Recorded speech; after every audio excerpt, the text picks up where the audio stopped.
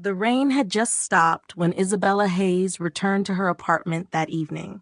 The city was wrapped in the golden afterglow of a setting sun, yet her mind was far away. Tangled in the past she thought she had buried, she kicked off her heels and tossed her handbag onto the couch, intending to collapse after a long day of meetings. But then she noticed the thick ivory envelope sitting neatly on her coffee table, delivered by hand, judging from the embossed seal and absence of postage. She slid it open with her finger, the faint scent of expensive stationery rising from the paper.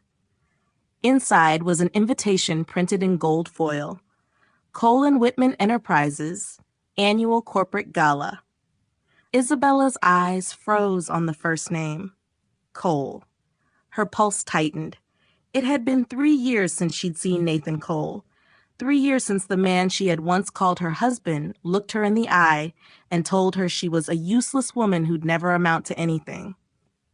The memory still burned, though she had learned to channel that burn into ambition. The invitation was polite, formal, impersonal. It was probably sent to her because of her silent ties to certain business networks, ties Nathan and his colleagues had no idea she possessed. She read it again, slower this time, until the details etched themselves into her mind. Venue, the Grand Meridian Hotel. Date, 2 weeks from now. Dress code, black tie. For a moment, she considered tossing it aside. She didn't need to be in the same room as Nathan.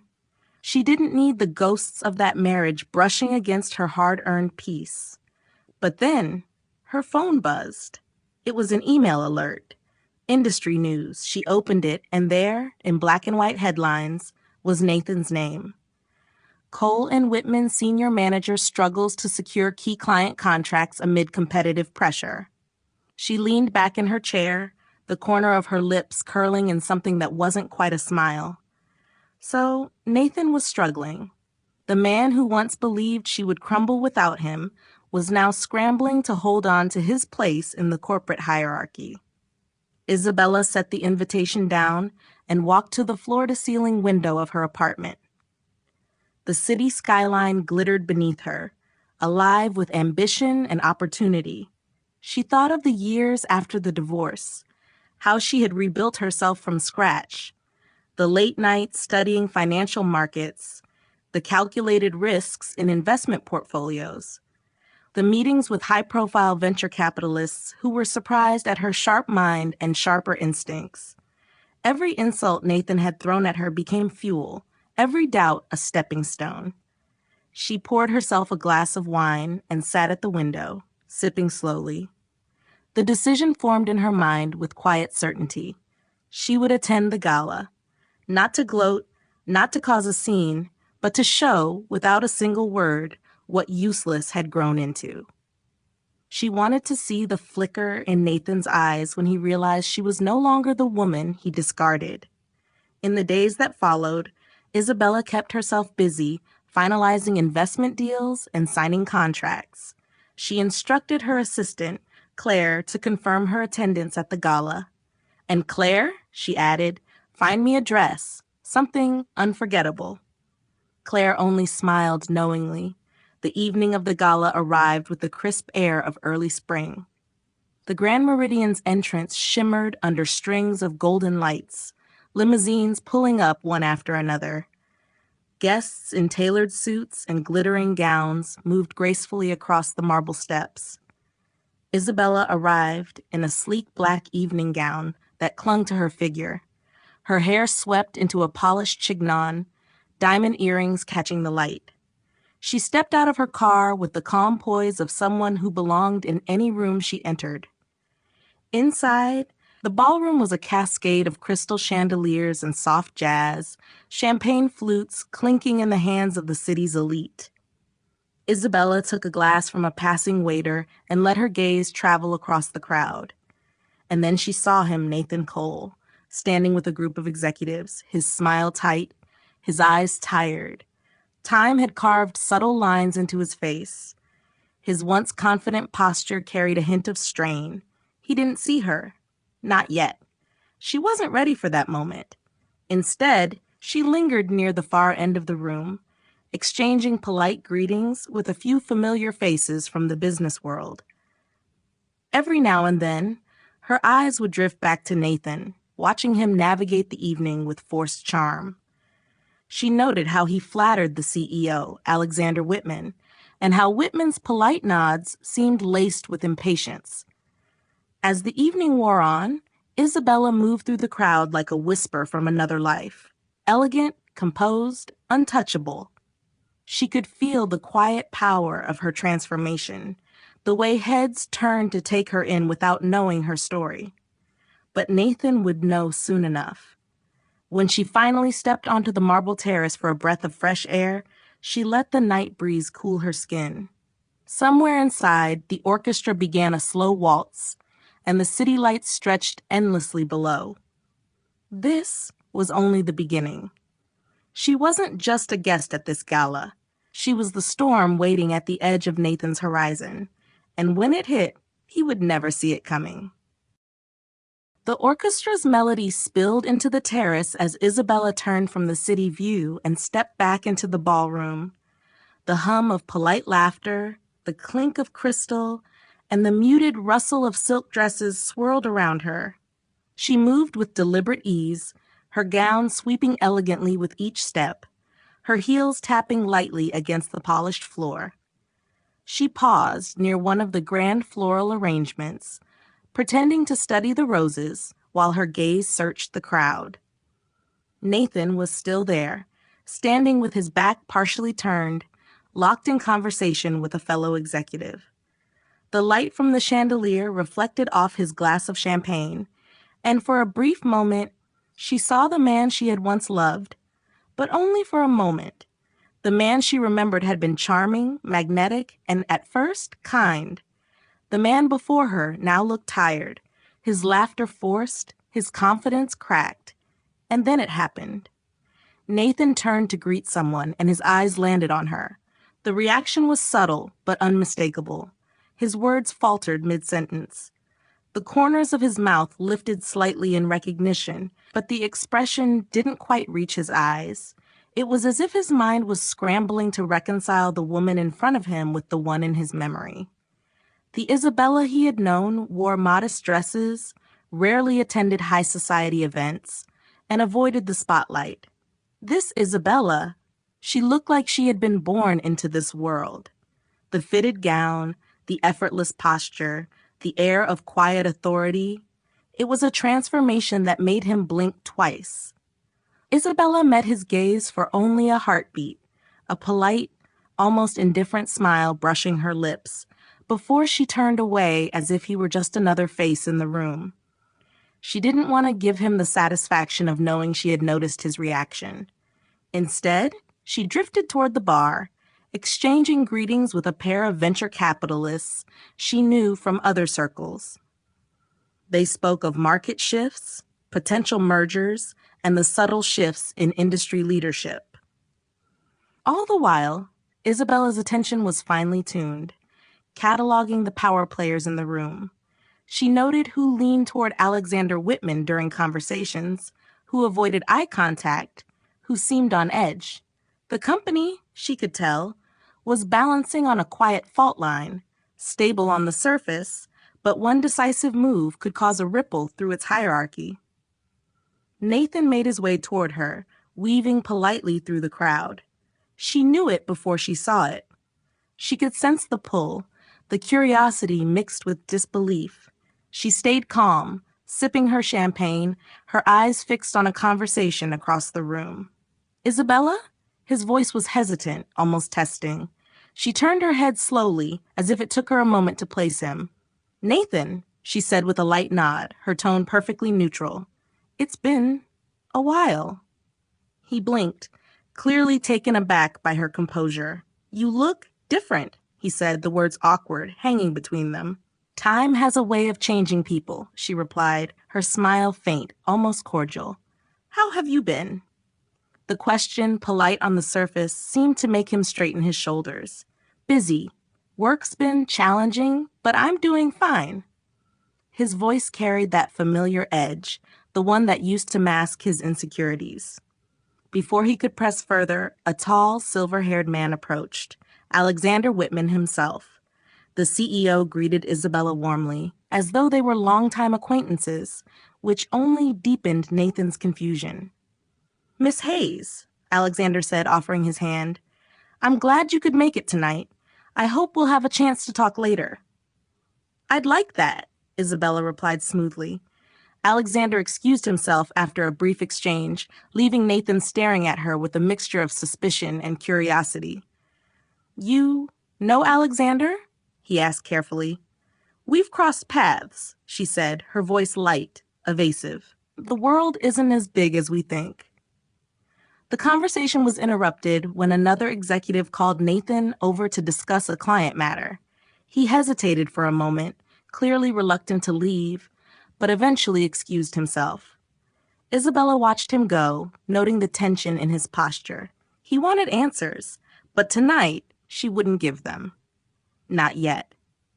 She turned her attention back to the room, scanning the faces once more. Every handshake, every whispered conversation, every fleeting glance was a piece of the puzzle she was quietly assembling. Tonight, she was not here to confront Nathan. Tonight, she was here to study the terrain. By the time the orchestra began its final set, Isabella had made mental notes on the company's internal alliances and rivalries. She left without saying goodbye to Nathan, slipping out into the cool night air. The gala had given her exactly what she needed, a reminder of who she once was, a measure of who Nathan had become, and a clear view of the battlefield ahead. The real game had not yet begun, but she was already moving her pieces into place. 2 mornings after the gala, Isabella sat at the long walnut conference table in a discreet corner office overlooking the Hudson River. The room belonged to Regal Partners, one of the most discreet private investment firms in the city. Sunlight spilled across the polished surface, glinting off the stack of acquisition proposals before her. She wore a tailored ivory blouse and a calm, unreadable expression as the firm's senior advisor, Victor Langford, slid a folder toward her. "Cole and Whitman Enterprises," he said in his measured baritone. "Market value has dipped slightly after the loss of 2 mid-tier clients. A few board members are quietly considering selling part of their shares." Isabella opened the folder, scanning the crisp financial summaries, asset evaluations, and shareholder breakdowns. Every page felt like a map, leading to the position she wanted. "How many shares would give me decisive control?" she asked without looking up. Victor tapped a figure on the summary sheet, 32%, but to avoid attention, we'll acquire them in increments through different holding accounts. It will look like a series of unrelated investments. She leaned back in her chair, letting the numbers settle in her mind. This wasn't just about money. It was about position, influence, and timing. She didn't want Nathan or anyone at Cole and Whitman to see her coming. "Proceed," she said simply. "Keep it silent. I want my name nowhere near the paperwork until I choose otherwise." The next weeks unfolded like a quiet storm. While the financial world hummed on the surface, Regal Partners moved in the shadows, acquiring small clusters of shares from minor stakeholders, some through friendly buyouts, others through deals sweetened with future investment promises. Every acquisition was clean, discreet, and buried under layers of legal confidentiality. Meanwhile, Isabella maintained her public routine, meetings with tech startups, charity luncheons, and quiet dinners with influential contacts. But every evening, she reviewed progress reports from Victor. The numbers climbed steadily, 14%, 18%, 26%. Each step brought her closer to the invisible threshold where her influence would outweigh Nathan's ambition. From afar, she kept a subtle eye on him. Industry bulletins painted a picture of pressure, tight deadlines, underperforming projects, and internal competition. At one point, she saw a trade article quoting Alexander Whitman about demanding more accountability from senior management. Nathan's name wasn't mentioned, but she could read between the lines. Late one night, as the city lights shimmered beyond her apartment window, Victor called. "It's done. 32%, all in your control. You now have the largest individual stake in Cole & Whitman." Isabella closed her laptop and exhaled slowly. Good. Now we wait. But waiting didn't mean doing nothing. She quietly funneled resources toward projects within the company that aligned with her vision: mentorship programs for women, innovation grants for junior staff, and partnerships with clients she respected. All of it was done through anonymous channels, yet she could already see the subtle shifts in the company's pulse. Departments whispered about unexpected funding. Mid-level managers found their proposals suddenly approved. Nathan, however, was in a different current. Reports reached her through casual conversations. Missed targets, a botched presentation to an overseas client, growing frustration in his department. The more he pushed to prove himself, the more the cracks showed. One Friday afternoon, Isabella sat at a rooftop cafe with Victor, reviewing a final summary. From where she sat, she could see the glass tower of Cole & Whitman glinting in the distance. "They have no idea," Victor said, almost in admiration. "They will," Isabella replied, stirring her coffee. "But not yet. The moment has to be perfect." She thought back to the look on Nathan's face at the gala: confusion, disbelief, the faint flicker of unease. She wanted to see that again, but magnified 100 times. And when the moment came, it wouldn't just be Nathan who felt the shift. It would be everyone in that company, from the reception desk to the boardroom. The table was hers now. All that remained was to choose the perfect moment to sit down and let them know exactly who was holding the cards. It began with an email. Polite, concise, and unexpected. Isabella received it on a Tuesday morning. The subject line reading, "Invitation to Strategic Review, Cole & Whitman Enterprises." The sender was none other than Alexander Whitman himself. He wanted her to join a series of high-level internal meetings as an external consultant to assess upcoming projects. On paper, it was a simple collaboration. In reality, it was the perfect opening she'd been waiting for. When Isabella walked into the 32nd floor boardroom the following week, the space was a study in corporate authority. A long obsidian table reflected the ceiling's recessed lighting, and the wall of glass behind Alexander's chair framed the city in sharp morning light. Executives were already seated, some leafing through briefing papers, others murmuring over coffee. Nathan sat halfway down the table, his navy suit immaculate, his expression composed but slightly guarded. He hadn't expected to see her here, and though he masked it well, the faint tightening of his jaw betrayed him. Alexander rose slightly from his chair when she entered. "Gentlemen, ladies, this is Isabella Hayes, here to provide strategic input on our upcoming initiatives." His tone was neutral, but his eyes lingered on her with a hint of curiosity, as though he had already begun the process of quietly weighing her. Isabella took her seat near the head of the table, laying a slim leather portfolio before her. The meeting began with a review of the firm's most pressing projects: a proposed expansion into South American markets, a restructuring of the logistics division, and an upcoming pitch to a high-profile tech client. When Nathan presented his expansion proposal, his voice carried the same confident rhythm he'd once used to sell her on his grand personal plans. But Isabella noticed the flaws immediately: overestimated revenue projections, vague risk assessments, and an over-reliance on untested partnerships. She waited until he finished, offering no interruption, and then spoke in an even tone. "I have a question," she began, eyes on the documents before her. "These projections, are they based on confirmed market data or speculative trends? Because the volatility in those regions over the past 6 months would likely make these figures unsustainable without a contingency plan." The room went quiet for a beat. Nathan cleared his throat. "They're based on the most optimistic scenario available," he replied, a trace of defensiveness creeping into his voice. "Optimism is valuable," Isabella said, her gaze steady, "but in corporate strategy, it's expensive, if not balanced with realism."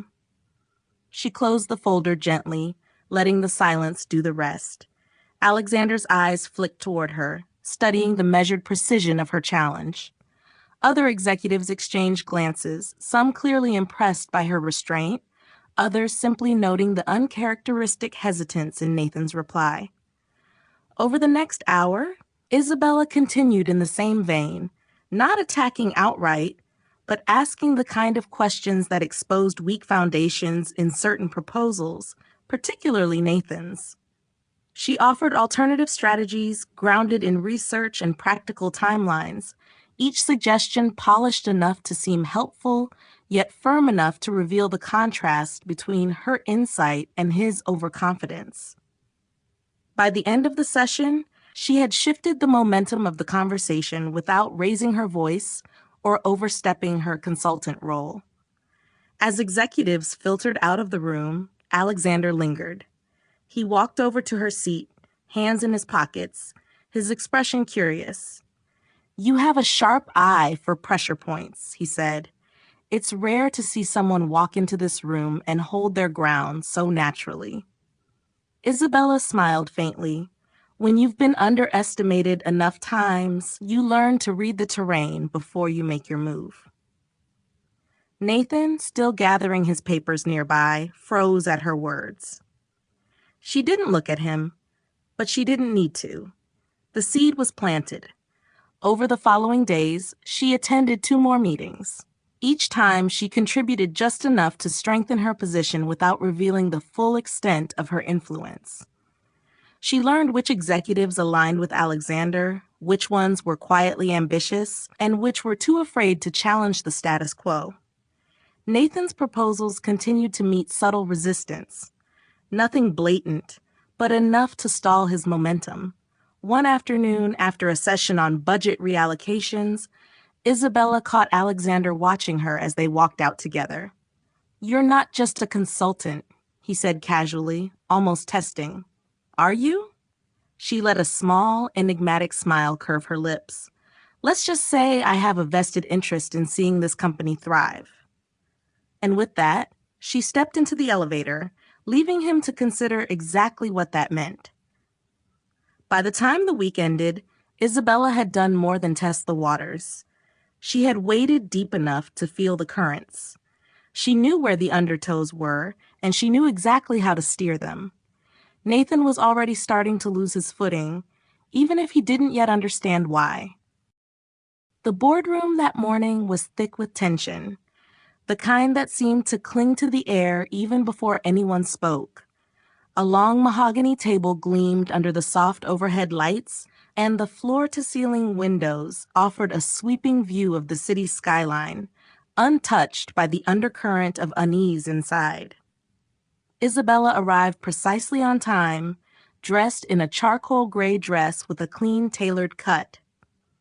She moved with quiet assurance, taking her usual seat near the head of the table without so much as a glance toward Nathan, who was already there, flipping through a binder of quarterly reports with a faint crease between his brows. Alexander Whitman entered moments later, carrying no documents, only a single leather folder in one hand. He stood at the head of the table, scanning the faces of the assembled executives. "Before we begin today's agenda," he said, his voice calm but commanding, "there's an announcement I need to make." A subtle ripple of curiosity moved through the room. Nathan leaned back slightly, his pen tapping against the edge of his folder. Alexander set the folder down, resting both hands on the table. "Over the past quarter, we've welcomed a significant change in our ownership structure. A single investor has acquired a controlling share in Cole and Whitman Enterprises. Effective immediately, this individual will have a decisive voice in our strategic direction." He paused, letting the words settle, the silence drawing taut. Then he turned toward Isabella. Ladies and gentlemen, allow me to formally introduce our primary shareholder, Miss Isabella Hayes. For a split second, no one moved. The statement seemed to hang in the air, too heavy to process instantly. Then came the reaction, a sudden swell of murmurs, quick exchanges of wide-eyed glances, the shuffle of papers as if tangible proof might be hiding among them. Nathan froze. His pen slipped from his fingers, landing silently on the table. The color in his face shifted, first disbelief, then a flush of something darker, like humiliation cutting straight through his composure. His eyes locked on Isabella, scanning her as if trying to reconcile the woman across from him with the memory he dismissed years ago. Isabella didn't look away. She met his stare with an even, measured gaze, her expression calm enough to border on indifferent. She offered a small, polite nod to the board, as if she'd been expecting applause, not whispers. One of the senior directors cleared his throat. "Miss Hayes, would you care to say a few words?" She rose smoothly, placing both hands on the table, her voice steady. "Thank you, Mr. Whitman. My interest in this company is simple. I believe in its potential. I'm here to support growth that's both ambitious and sustainable. I trust the board's expertise and look forward to working closely with all of you." She let her eyes sweep the room, just long enough to make everyone feel included, except Nathan. She didn't so much as glance his way during the entire address. When she sat down, the whispers resumed, softer but more charged. Questions hung unspoken. How long had she been involved? Why hadn't they known? Alexander shifted into the day's agenda as though nothing extraordinary had happened, but the balance in the room had changed. Every time Isabella spoke, heads turned attentively.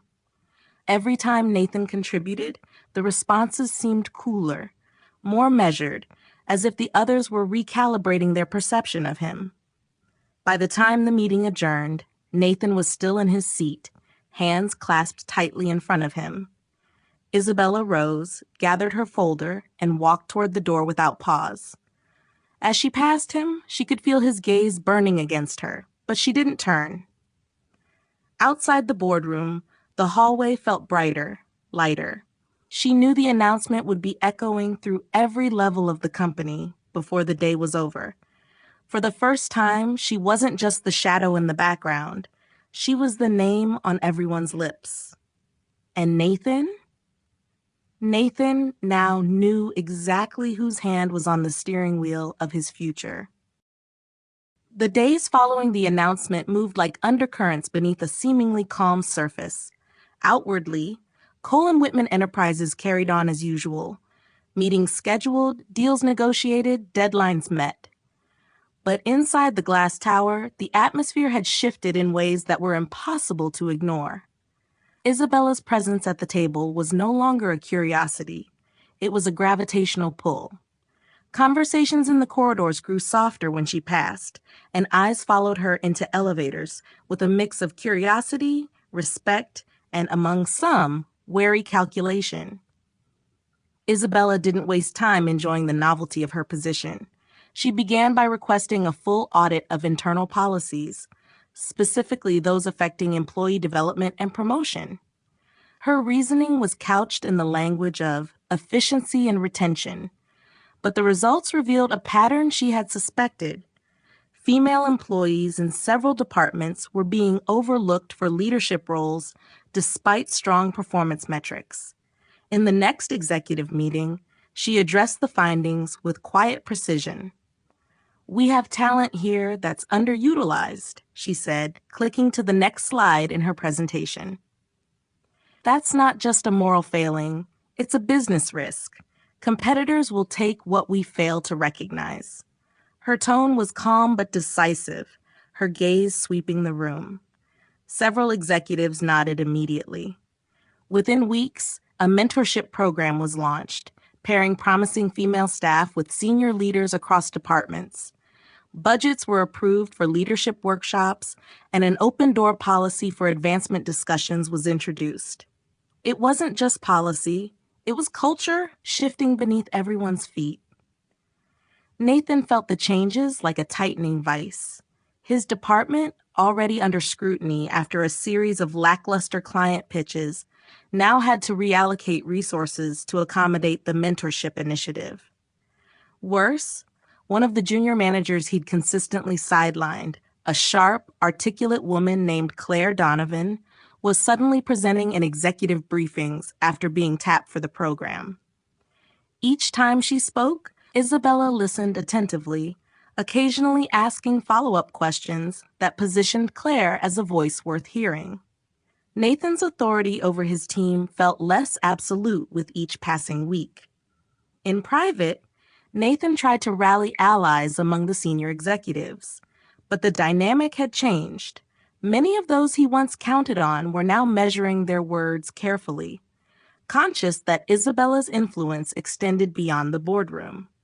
Some even began looping her into discussions before looping him in, citing efficiency, but really signaling where the new power lines were drawn.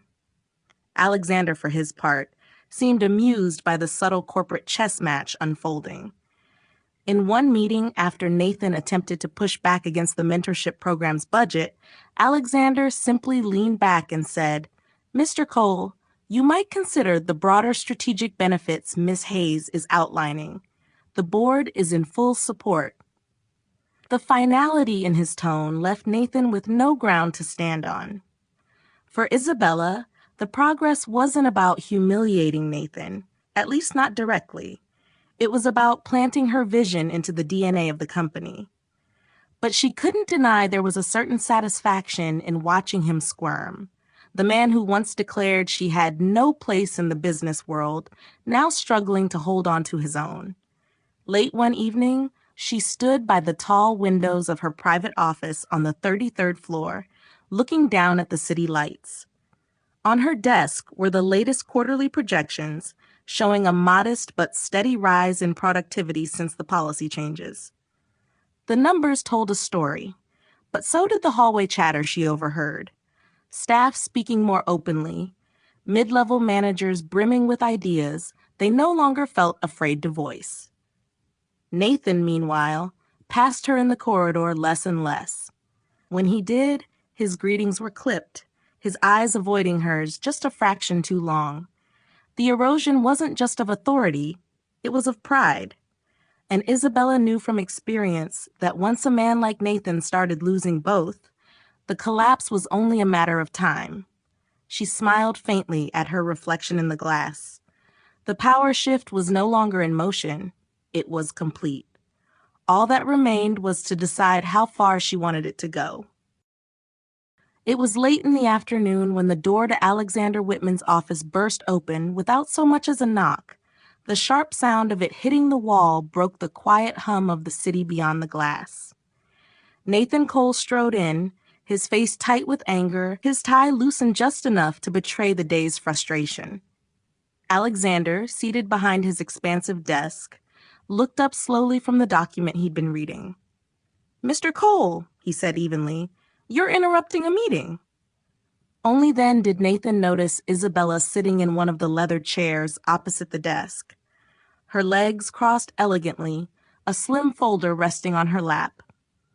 She didn't flinch at his sudden entrance. Instead, she tilted her head slightly, as if she'd been expecting him. "We need to talk," Nathan said, his voice strained, eyes fixed on her rather than the CEO. "Alone." Alexander arched an eyebrow. "Miss Hayes is in the middle of a strategic discussion with me.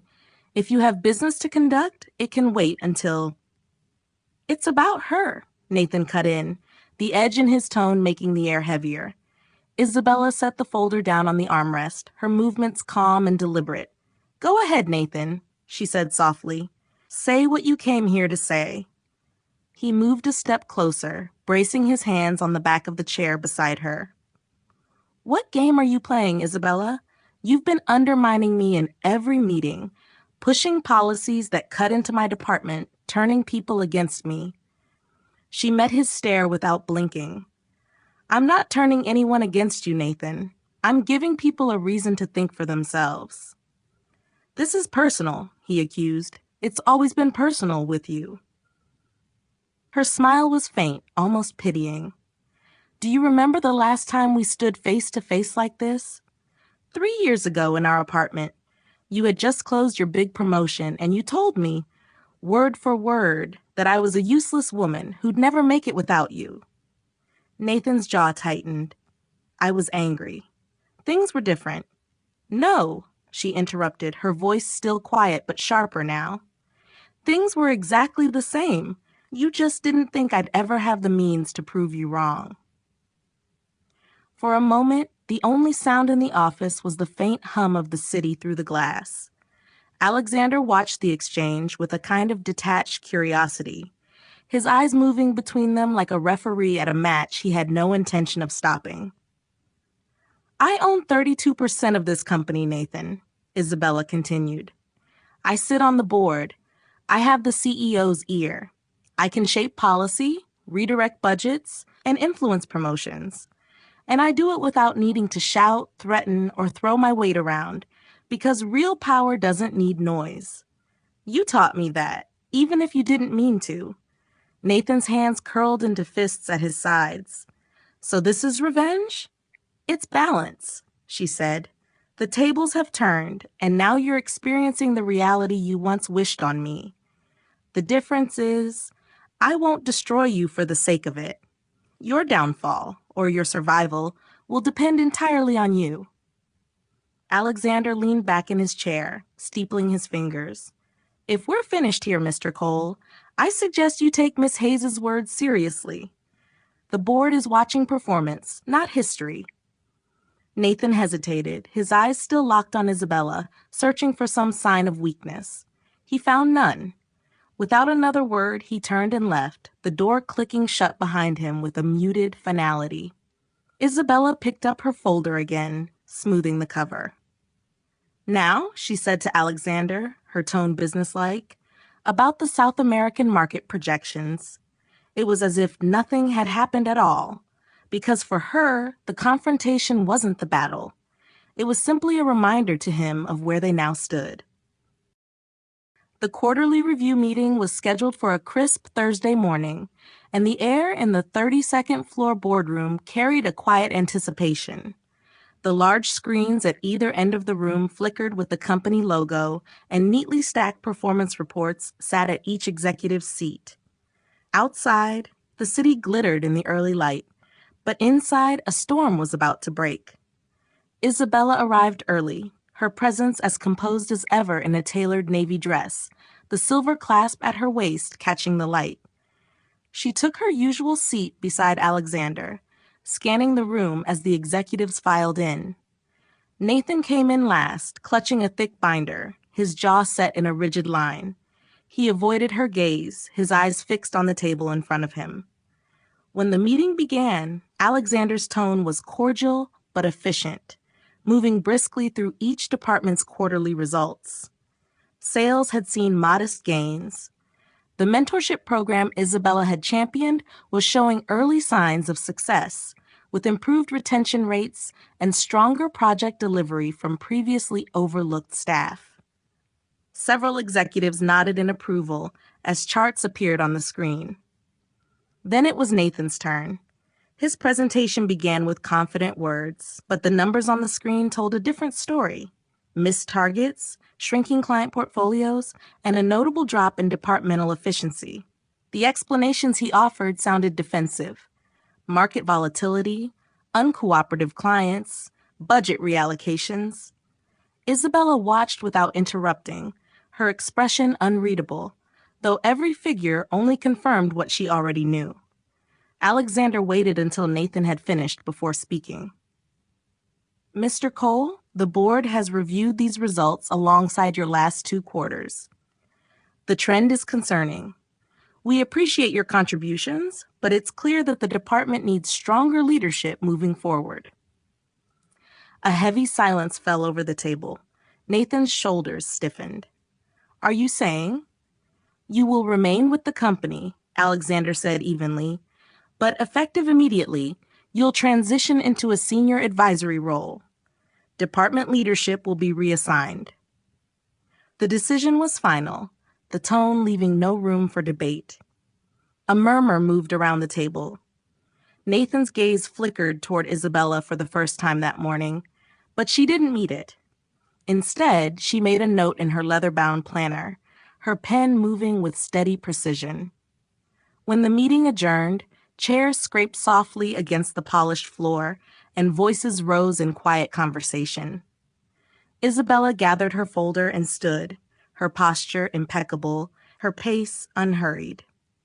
In the hallway outside, the muted hum of the office felt different, lighter, freer, as if the tension that had shadowed the upper floors was finally beginning to dissipate.